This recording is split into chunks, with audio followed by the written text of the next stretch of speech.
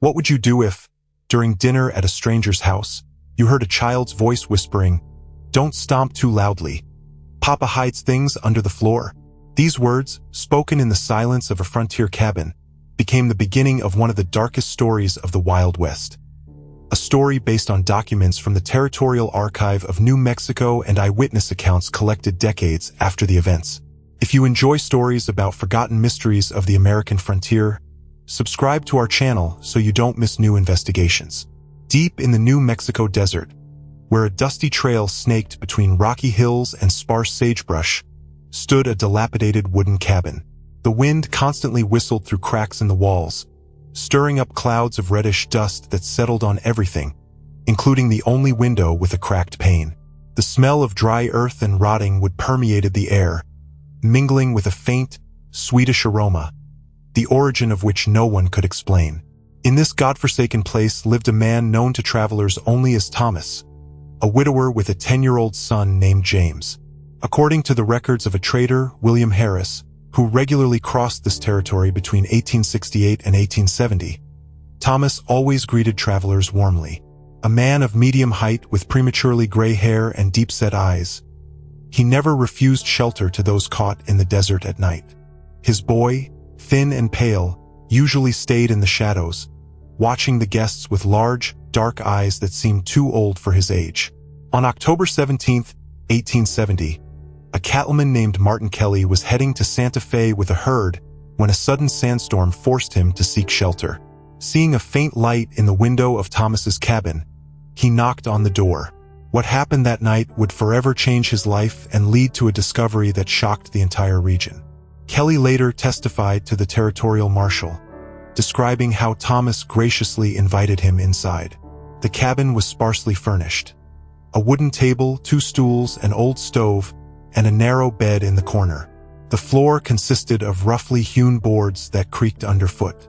The air inside was heavy, saturated with the smell of unwashed bodies, old food, and something else that Kelly couldn't identify, but that caused him inexplicable unease.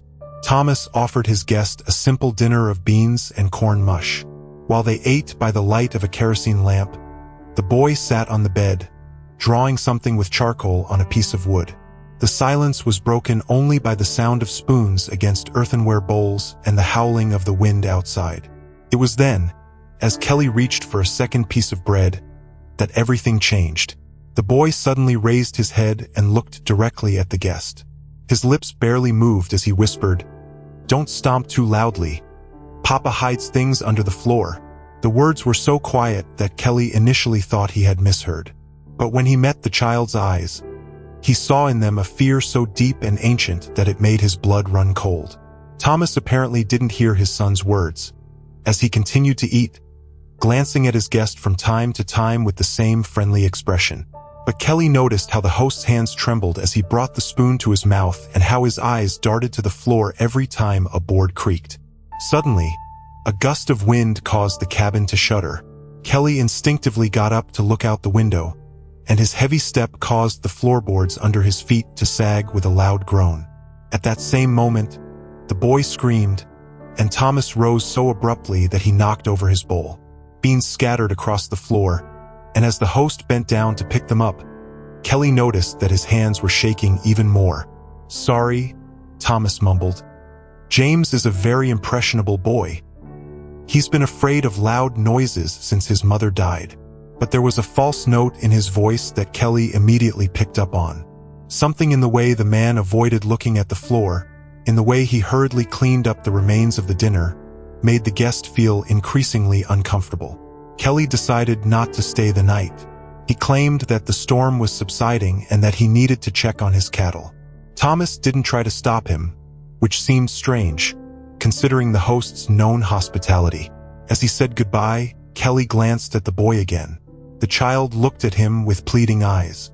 His lips moved soundlessly, repeating the same words, "Under the floor." What they discovered next wasn't recorded in any official report, but it changed the destinies of all involved in this story. After leaving the cabin, Kelly couldn't shake the feeling that something was fundamentally wrong. The boy's words echoed in his head, mixing with memories of the strange, Swedish smell and Thomas's trembling hands. Instead of continuing on to Santa Fe, he stopped at the nearest trading post, located 20 miles to the north. The owner of the post, a German named Hans Muller, had been trading with the locals for over 10 years. When Kelly told him about his visit to Thomas, Muller's expression changed. He was silent for a long time, then took Kelly to a back room and pulled out a thick leather book in which he kept records of all the travelers passing through these parts. "See these names?" Muller pointed to a page covered in fine handwriting. "In the last 2 years, 38 people have passed through my post heading down the trail where Thomas lives. Of those, only 22 have made it to the next settlement." His finger slid down the lists of names, many of which were crossed out in red ink. Muller explained that he hadn't initially attached any significance to it. The desert was a dangerous place. Indians, snakes, thirst, disorientation. People disappeared all the time. But when he started comparing dates, he noticed a pattern. Most of the missing were lone travelers who had money or valuables with them. All of them had stopped at Thomas's. Kelly felt a coldness creep down his spine. "Why didn't you tell anyone?" he asked. Muller shook his head. "Tell them what? That I have a suspicion?" The sheriff in Santa Fe thinks the desert itself kills enough people without looking for additional explanations. But there was another detail that Muller was hesitant to voice. Several months ago, a trader named Samuel Green had come to his post. The man was alarmed and told a strange story about how he had stayed with Thomas. At night, when everyone was asleep, Green was awakened by strange sounds coming from under the floor. A scraping, the clink of metal, the shifting of earth, muffled thuds, as if someone were digging.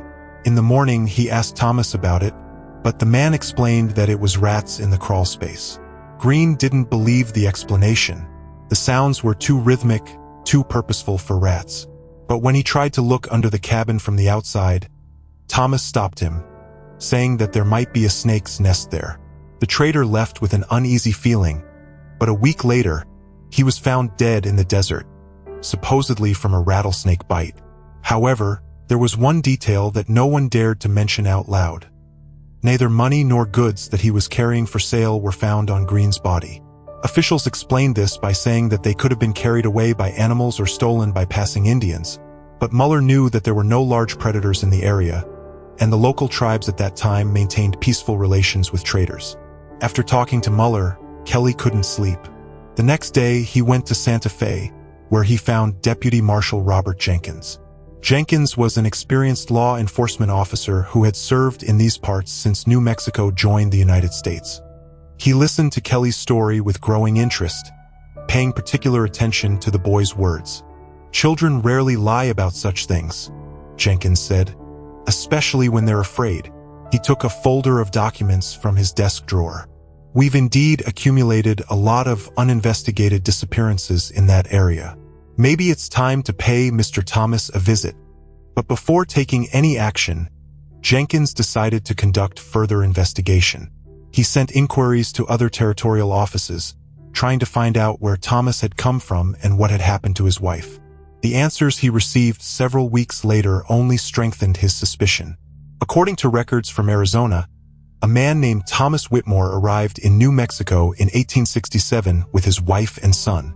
They claimed that their previous house had burned down in a fire and that they had no documents left.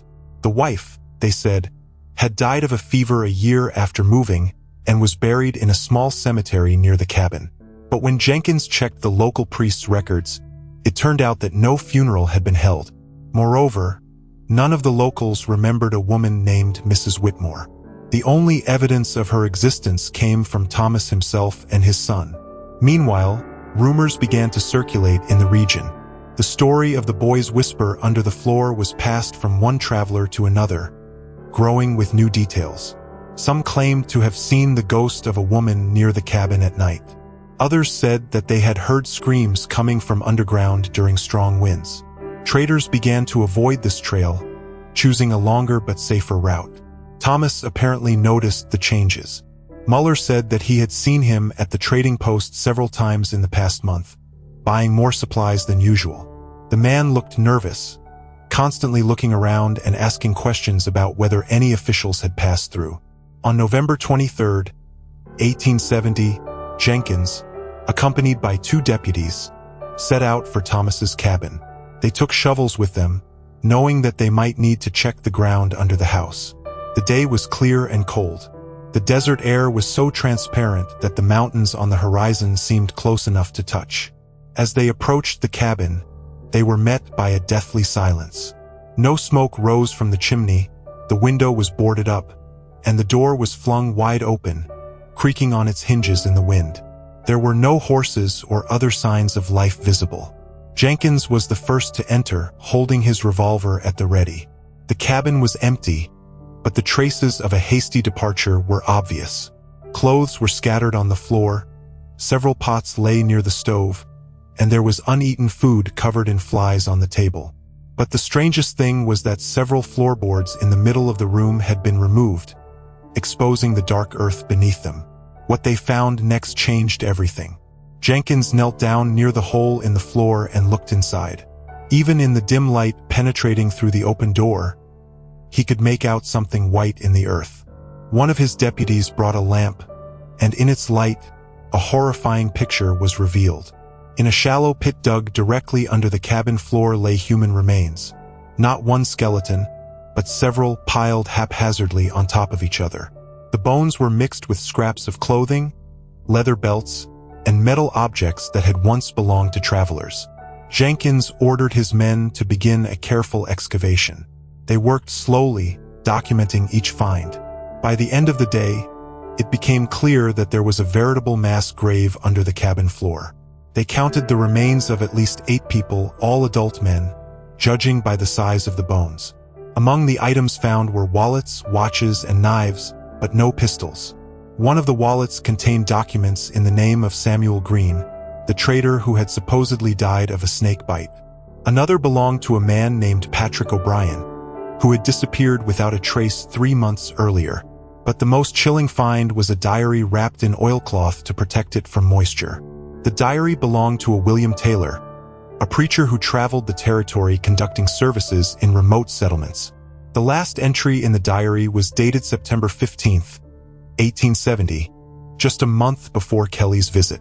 Taylor wrote about staying overnight with a kind Samaritan named Thomas. He noted that the host and his son seemed nervous, especially when he offered to hold a prayer service in the morning. "The boy is acting strangely," Taylor wrote. "He keeps looking at the floor and whispering something to himself. When I asked him about it, he said that there were bad people down there who didn't want to be quiet." The father quickly led the child away, explaining that the boy has a vivid imagination. The last lines of the entry were barely legible, written in an obviously trembling hand. "I woke up in the middle of the night to a strange sound. Someone is digging under the floor. Thomas is gone. The boy is crying in the corner. I'm afraid I understand what's happening.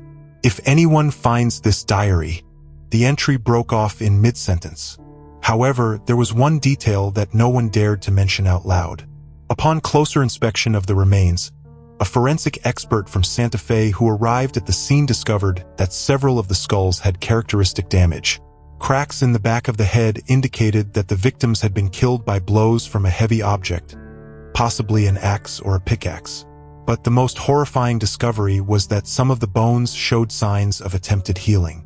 This meant that at least some of the victims were still alive after the initial blow and had been buried while conscious.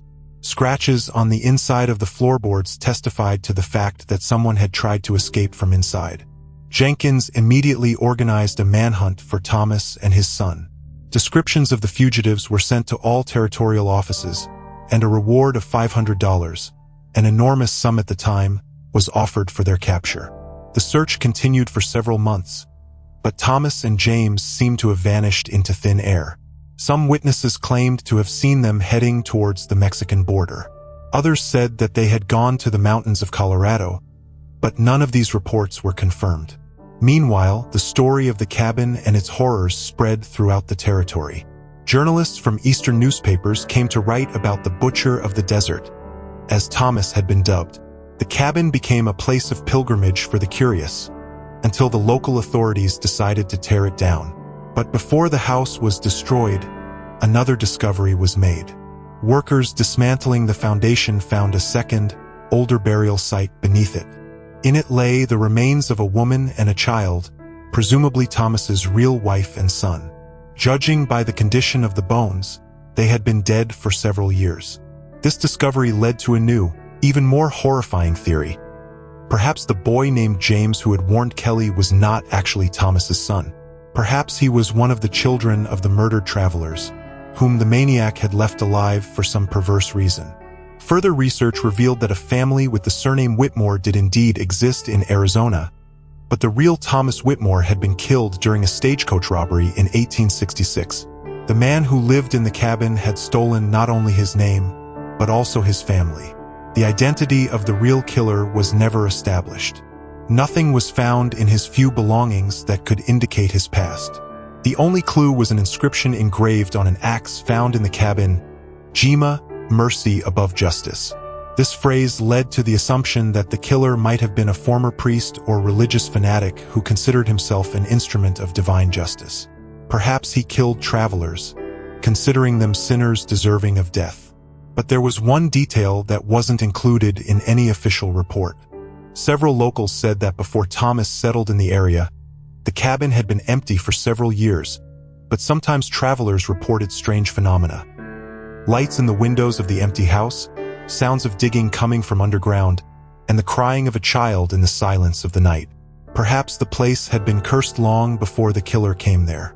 Perhaps the earth under the cabin demanded sacrifices, and Thomas was merely an instrument in the hands of dark forces.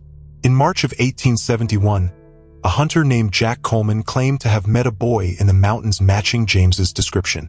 The child was alone, exhausted, and frightened. When Coleman approached him, the boy screamed, "Don't bury me under the floor," and ran into the thicket. Coleman tried to find him, but to no avail. He reported the encounter to the authorities, but organized searches yielded no results. Since then, there have been several more reports of encounters with the ghostly boy in various parts of the territory. Some witnesses claimed that the child hadn't aged, remaining the same 10-year-old boy he had been in the cabin. Others said that he appeared near places where travelers' bodies were later found, as if warning of impending danger.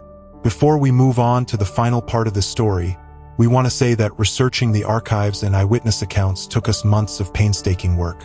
In the fall of 1872, a gold prospector named Tom Harrison claimed to have found the skeleton of an adult man in an abandoned mine near the border with Colorado. Next to the remains lay an axe with an engraved inscription similar to the one that had been found in the cabin. If these were indeed the remains of the killer, then he had been on the run for less than 2 years, but the circumstances of his death remained a mystery. There were no signs of violence on the bones, and the reason why he was in the deep mine was unclear. Local Navajo Indians claimed that the mine was a sacred place where they buried those who had died from a curse. They said that evil spirits had dragged the killer underground so that he would share the fate of his victims. Regardless of the truth of these claims, the death of the alleged killer didn't put an end to the story. Reports of encounters with the boy continued to come in for many years after that. In 1885, a family of settlers claimed to have seen the child near their wagon while stopping for the night. The boy appeared out of the darkness, walked up to their campfire, and said just a few words, "Don't sleep on the ground. They're still down there." The family didn't attach any significance to it, but in the morning, they discovered that their horses had disappeared. The search led them to an abandoned well, into which the animals had obviously fallen. When trying to retrieve the horses, they discovered human remains at the bottom of the well, possibly belonging to other travelers who had camped in that place. In the early 20th century, as the region began to develop rapidly, a railway station was built on the site of Thomas's former cabin. Workers involved in the construction told of strange incidents: tools disappearing at night, scraps of old clothing and bones being found in the ground, and sometimes the sound of a child crying coming from under the rails. One of the engineers, Henry Blackwell, kept a detailed diary of the construction. In it, he recorded several cases that he couldn't explain from a rational point of view. June 23rd, Blackwell wrote, "The workers refused to continue work after finding a child's shoe in the ground. One of the Irish workers, old Patrick O'Malley, claimed to have seen a boy standing near the excavation site last night. When I asked him about the details, he said that the child looked wrong, as if he were made of mist and moonlight. Blackwell was a man of science and didn't believe in ghosts, but even he couldn't ignore the accumulating evidence. Over the next few weeks, several workers claimed to hear a child's voice at night, whispering the same words, "Don't dig deep down there. There are bad people."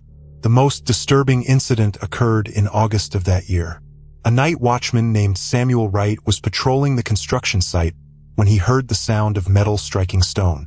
Approaching the source of the sound, he saw a small figure digging in the ground with a primitive tool.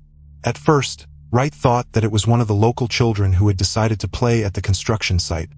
But when he called out to the child, the boy turned around, and the watchman saw a face that made his blood run cold. The boy's face was deathly pale. His eyes glowed in the darkness with an unnatural light, and a whisper came from his mouth. "Help me find them. They're lost underground." Wright fled and didn't stop until he reached the nearest town. He filed a resignation the very next day and never returned to those parts again. Construction of the railway station was temporarily suspended until a new night watchman was found. However, the story of the ghost boy wasn't limited to one region. As news of the cursed place spread, reports began to come in from other states. Travelers claimed to have seen a similar child in Texas, Arizona, and even California, always in places associated with mysterious disappearances or murders. In 1893, a Chicago detective named William Pinkerton, known for his investigations of serial murders, became interested in the case of the Desert Ghost. He spent several months studying documents and interviewing witnesses, trying to find a rational explanation for the phenomenon. Pinkerton came to the conclusion that the boy from the cabin had most likely survived and spent years wandering the Western Territories.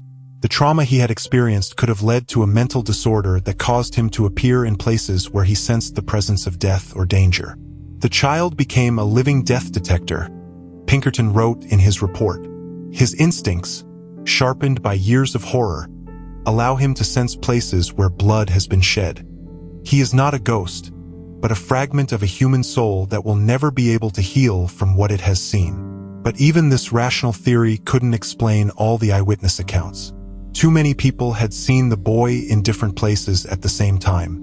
Too many years had passed since the child should have died of old age or disease. At the beginning of the new century, the story took a new turn. An anthropologist from the University of New Mexico, Dr. Margaret Stone, was studying the Indian legends of the region when she came across a mention of Chikachi, the spirit of a lost child who warns travelers of danger. According to the Navajo, Chikachi appears in places where the earth is saturated with the blood of innocents. The spirit takes the form of a child who died in fear and loneliness and tries to protect others from a similar fate. But Chikachi can also be dangerous. His presence itself attracts death and misfortune. Legend had it that the only way to appease Chikachi was to find his real remains and perform a corresponding ritual of purification. But to do this, you needed to know the exact place where the child had died, which, in James's case, was impossible. Dr. Stone attempted to organize an expedition to search for the boy's grave, but her efforts were cut short by a tragic incident. In September of 1907, she was found dead in her tent during field research. The official cause of death was listed as a heart attack, but her assistants said that they had heard a child crying near the camp all night before her death. But the strangest thing was that there was an unfinished entry on the table in Stone's tent. The last words, written in a trembling hand, read, "He's here. The boy has come for me. Says he knows where Papa hid Mama. Wants to show me." The entry broke off in mid-sentence, and next to it lay a child's toy carved out of wood that didn't belong to any of the members of the expedition. With the onset of the 20th century, reports of encounters with the ghost boy became less frequent, but didn't stop completely. Between 1910 and 1920, at least a dozen cases were recorded in which travelers claimed to have seen a child in the deserted areas of New Mexico. A particularly notable case occurred in 1918, when a group of geologists exploring mineral deposits got lost in the desert during a sandstorm. They said that when their water supplies ran out and they were already preparing to die, a boy appeared and led them to a hidden spring. The head of the expedition, Professor Charles Norton, later wrote, "The child didn't say a word, just pointed in a direction and disappeared. When we reached the spring, we found an old tombstone next to it with a faded inscription. Only one word could be made out: James. This case attracted the attention of paranormal researchers who began to systematically study the phenomenon of the Desert Boy. They collected over 100 eyewitness accounts, many of which contained strikingly similar details. Almost all witnesses described the child in the same way: a thin boy about 10 years old in worn 19th century clothing, with large, sad eyes and pale skin. He never said much, usually limiting himself to short warnings or requests for help. But there was one detail that researchers were hesitant to make public. In several cases, witnesses claimed that the boy showed them the locations where the bodies of other missing people were buried, spanning the period from 1910 to 1930. In this way, at least 8 burial sites were discovered, some of which dated back to the times when Thomas still lived in his cabin. This led to a new theory. Perhaps the killer from the desert was not the only maniac operating in the region. Perhaps there was an entire network of killers, or other criminals were copying Thomas's methods after his story became known. An anthropologist, Dr. Robert Hill, who studied the case in the 1930s, suggested that the boy's spirit was not linked to a specific person but to the very land of the desert itself. He believed that the traumatic events that occurred in the cabin were somehow recorded in the very structure of the place, creating an energetic imprint that manifests as ghostly phenomena. "The desert remembers," Hill wrote. "It holds within itself the echo of all the tragedies that have occurred on its vast expanse. The boy is not the spirit of a specific child, but a collective memory of all the children who suffered in these places." During World War II, a military base was built in the region, and soldiers stationed there reported encounters with a mysterious child. The command initially dismissed these reports as stress and isolation, but when the number of witnesses exceeded 50, an unofficial survey was conducted. The results of the survey, declassified only in the 1970s, showed a striking consistency in the testimonies. More than 40 servicemen, independently of each other, described encounters with the boy in the same location, approximately 3 miles from where Thomas's cabin once stood. Sergeant James O'Connor, responsible for night patrols on the base, recorded in his report, "The subject approaches the guard posts, usually between 2 and 4 o'clock in the morning, does not respond to shouts or warning shots, disappears when physical contact is attempted, shows no signs of hostility, but his presence causes significant unease among the personnel." One of the base officers, Major William Harris, decided to conduct his own investigation. He studied the archives and discovered a connection between the appearances of the ghost and accidents on the base. Within a month after each encounter with the boy, something tragic happened on the base. Plane crashes, accidents during exercises, suicides among the staff. Harris concluded that the child's spirit not only warned of danger but somehow attracted it. He recommended that the command relocate the base, but his proposal was rejected as economically unjustified. The base operated until the end of the war, but the loss of personnel there was abnormally high compared to other similar facilities. After the base was closed, the area was abandoned and remained uninhabited until the 1980s. In 1985, a motel was built on the site of the former military base. The owner, Frank Dillon, was unaware of the history of the place when he bought the land at a low price. The first few months of operation went smoothly, but then strange occurrences began. Guests complained about a child's crying coming from empty rooms, disappearing objects, and a feeling of constant observation. Several guests claimed to have seen a boy wandering the corridors late at night. One of them, a tourist named David Clark, gave a detailed statement to the local sheriff. "I woke up around 3 in the morning to the sound of footsteps in the hallway," Clark recounted. "I looked through the peephole and saw a child walking from door to door as if he was looking for something. When I opened the door to ask what he was doing, the boy turned to me and said, 'Help me find my dad. He's hiding under the ground.' Then he simply vanished into thin air." Dillon tried to keep these incidents from the public, but rumors spread quickly. The motel began to empty, and Dillon was eventually forced to sell it. Since then, the building has changed several owners, but none of them have been able to succeed. The last owner, Dr. Samuel Resnick, a retired psychologist, bought the motel in the 1990s with the intention of turning it into a research center for the study of paranormal phenomena. He installed video cameras, motion sensors, and other equipment to document anomalous events. The results of his research, which lasted almost 10 years, were published in a specialized journal in 2005. During the observation period, Resnick recorded more than 300 cases of unexplained activity, from strange sounds and electromagnetic anomalies to visual manifestations on video recordings. The most impressive recording was made on the night of October 13, 1998, exactly 128 years after Martin Kelly's visit to Thomas. On the video, the figure of a child passing through closed doors and walls is clearly visible. The boy stops in front of the camera and seems to look directly into the lens. The sound on the recording is poor, but speech analysis experts claim that they can distinguish the words, "Where's Mommy? Daddy said she's sleeping under the floor, but I can't find her." This was the last recording made in the motel. The next morning, Dr. Resnick was found dead in his office. The official cause of death was listed as a heart attack, but the circumstances were strange. The man was sitting at his desk, staring at an empty corner of the room.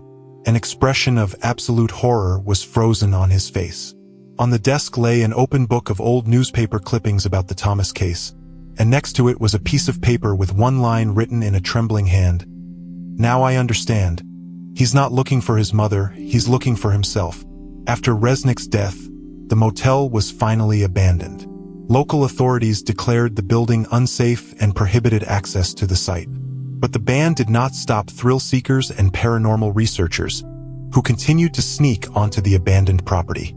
In the 2010s, there were several incidents with teenagers who broke into the motel to meet the ghost. 3 of them were hospitalized with symptoms of severe shock. 1 disappeared without a trace. The search for the missing teenager lasted for several weeks, but was unsuccessful. The only clue was a note found in his room at home. "I'm going to look for the boy from the desert. I want to ask him about the dad with the axe. If I don't come back, know that I found the answers." Today, more than a century and a half after the first events, the story continues to live on. There are dozens of websites on the internet dedicated to the boy from the desert, and tour companies organize ghost tours of places associated with this legend. But locals disapprove of such events. The old-timers remember too many cases when curious tourists disappeared in the desert or returned from there changed, with clouded minds and obsessive ideas about children hidden under the ground. The sheriff of San Miguel County, Robert Vasquez, whose family has lived in these parts for 4 generations, categorically prohibits official excursions to the abandoned motel. "Some stories are best left alone," he says. "This place brings only misfortune. The more people go there, the more disappear." Several years ago, a group of anthropology students from the University of Arizona received permission to conduct a scientific expedition to the area of the former Thomas cabin. Their research was to last 2 weeks and include geolocation analysis, artifact search, and interviews with local residents. The expedition began in October of 2019, led by Professor Lisa Chun, a specialist in criminal anthropology. The first week went according to plan. The team found the foundation of the original cabin, discovered several 19th century objects, and recorded stories from local residents. But on the 8th day, something happened that forced the expedition to prematurely end its work. At night, one of the students, Michael Torres, woke up to a strange sound. Leaving the tent, he saw the figure of a child standing near the excavation site. Torres tried to wake the others, but when they came out of the tents, the boy disappeared. However, small bare footprints remained on the ground, leading from the excavation site to the edge of the camp. The tracks suddenly stopped, as if the child had dissolved into the air. In the morning, the team discovered that their excavations had been disturbed. Someone or something had carefully filled in all the pits and smoothed the ground. On the site of the deepest excavations lay children's drawings made with charcoal on pieces of bark. The drawings depicted figures of people underground and, standing above them, a boy with tears on his face. Professor Chun made the decision to immediately cease the research. In her final report, she wrote, Some places hold such a concentration of human suffering that they become dangerous to study. We are not ready for what we may find there, and even less ready for the consequences of such discoveries. The official results of the expedition were not published, but unofficial sources report that the team found evidence of a much larger number of burials than initially assumed. According to some reports, the remains of up to 500 people may be located underground within a radius of several miles of the original cabin. This information, if true, means that Thomas was not the only killer, or that he operated for much longer than previously thought. Perhaps this place attracted several generations of criminals, or the land itself somehow generates violence and death. Today, the story of the widower and the whispers under the floor remains one of the most mysterious and disturbing legends of the American West. Is the boy's ghost a real spirit of a suffering child, a collective psychosis, or something even more inexplicable? The answer to this question still eludes researchers. But one thing remains unchanged. Places imbued with human suffering do not forget. They keep their secrets in the earth, in the stones, in the very air, and sometimes these secrets find a way to remind the living of their existence. The last recorded encounter with the boy from the desert occurred just 3 months ago.